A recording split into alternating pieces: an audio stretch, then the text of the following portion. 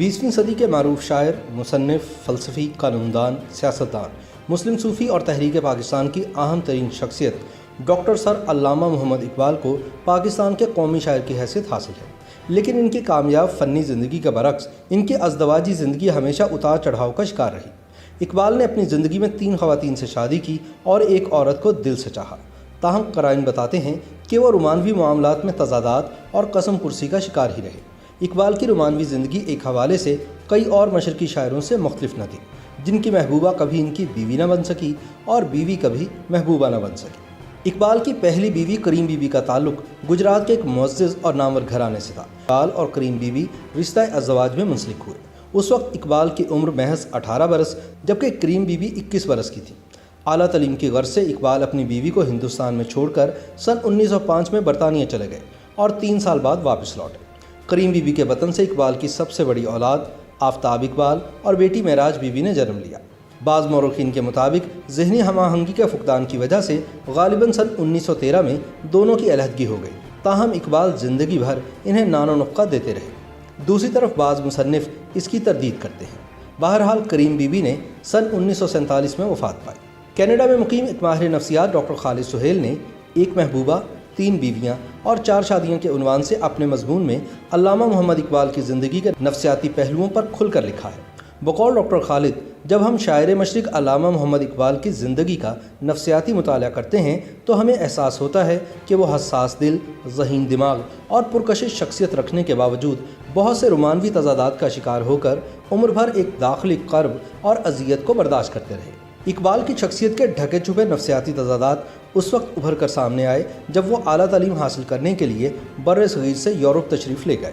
मगरिब की आज़ाद फ़िज़ाओं में दाखिल होकर इकबाल को ये जानकर खुशगवार हैरत हुई कि इनकी शख्सियत इस कदर मक़नातीसियत की हामिल थी कि मुख्तलिफ़ सकाफ़तों की हसीन व जमील ख़वातीन इन पर फ़रेफ्ता होने के लिए तैयार थी। इकबाल ने मगरिब की नेमतों से पूरी तरह इस्तिफ़ादा किया और नई दोस्तियाँ बनाने और निभाने में कोई हिचकिचाहट महसूस न की। इकबाल के दोस्तों में मगरिब की हसीन दोशीज़ाएँ भी शामिल थीं और मशरिक़ की दुख्तराने खुशगुल भी। इन्हीं में से एक अतिया फैज़ी थी। इकबाल और अतिया के रिश्ते ने कलील अरसे में क़ुर्बतों का तवील फ़ासला तय कर लिया था और इनके राह रस्म इतने बढ़ गए थे कि यकबसा ठंड में शाम को मिलकर खाना खाने के बाद देर तक चहलकदमी करना और ज़िंदगी के असरार और रमूज़ के बारे में तबादला ख्याल करना इन दोनों का मामूल बन गया था। इकबाल को अतिया फैज़ी के हुस्न जमाल नहीं बल्कि इनकी जहानत और काबिलियत ने भी खासा मुतासिर किया था। अतिया की डायरी में लिखा है कि दोनों का रिश्ता उस मोड़ तक पहुंच चुका था जहां दोस्ती और मोहब्बत आपस में बगलगीर हो जाते हैं। अतिया की डायरी में मौजूद तहरीर से बखूबी अंदाज़ा होता है कि इकबाल इनके लिए महज एक दोस्त ही नहीं बल्कि महबूब की हैसियत इख्तियार कर चुके थे।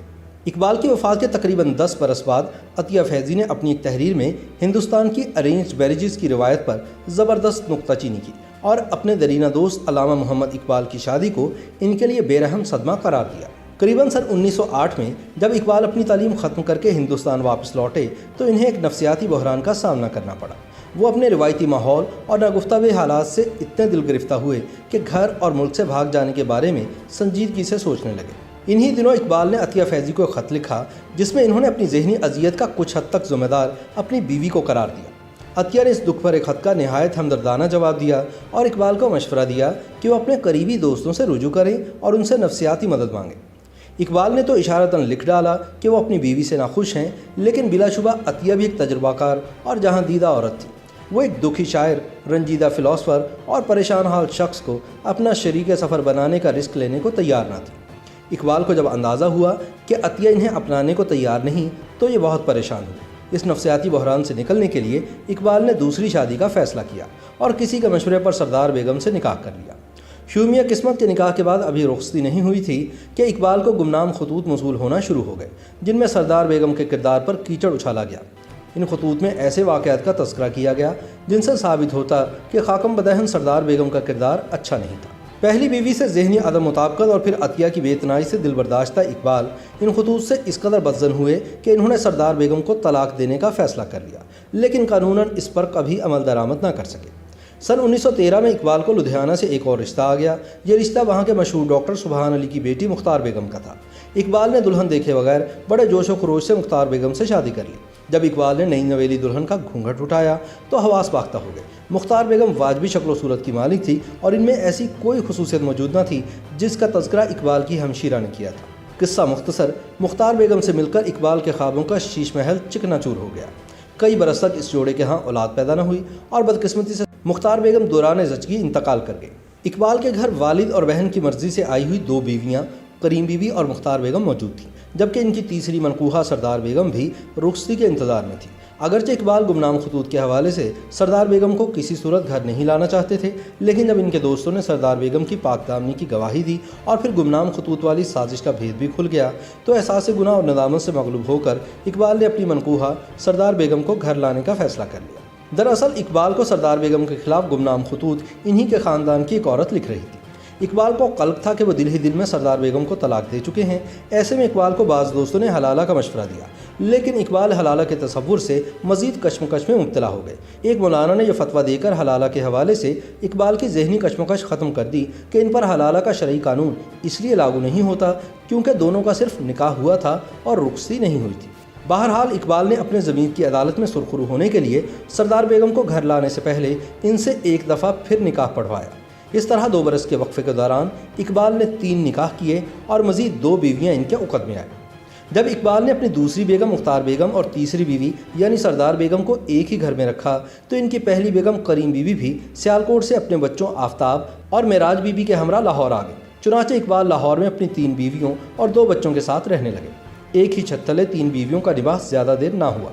बाज़ मुसन्निफ़ीन के मुताबिक इकबाल अपनी तीनों बीवियों में से सरदार बेगम पर सबसे ज़्यादा मेहरबान थे क्योंकि वह सबसे ज़्यादा खूबसूरत थी। इन्हीं के बतन से इकबाल के 2 बच्चे जावेद इकबाल और मुनीरा बानो पैदा हुए। बाज़ मुसन्निफ़ीन ने लिखा है कि इकबाल 3 बेगमात के साथ हिंदुस्तान में ज़िंदगी गुजारने के साथ साथ अपनी दोस्त और महबूबा अतिया फैज़ी को भी मुतवातर खतूत लिखते रहे। इकबाल की रोमानवी ज़िंदगी एक हवाले से कई और मशरकी शायरों से मुख्तलिफ न थी, जिनकी महबूबा कभी इनकी बीवी न बन सकी और बीवी कभी महबूबा न बन सकी। YouTube पर गूगली न्यूज देखने के लिए youtube.com की सर्च बार में गूगली न्यूज टीवी टाइप करें। गूगली न्यूज के पेज पर सुर्ख रंग के सब्सक्रिप्शन वाले बटन पर क्लिक करना ना भूलिए। YouTube पेज पर अपलोड होने वाली वीडियोस से बाखबर रहने के लिए बेल आइकन पर क्लिक कीजिए। आपको हर नई वीडियो के बारे में नोटिफिकेशन मौसूल हो जाएगा।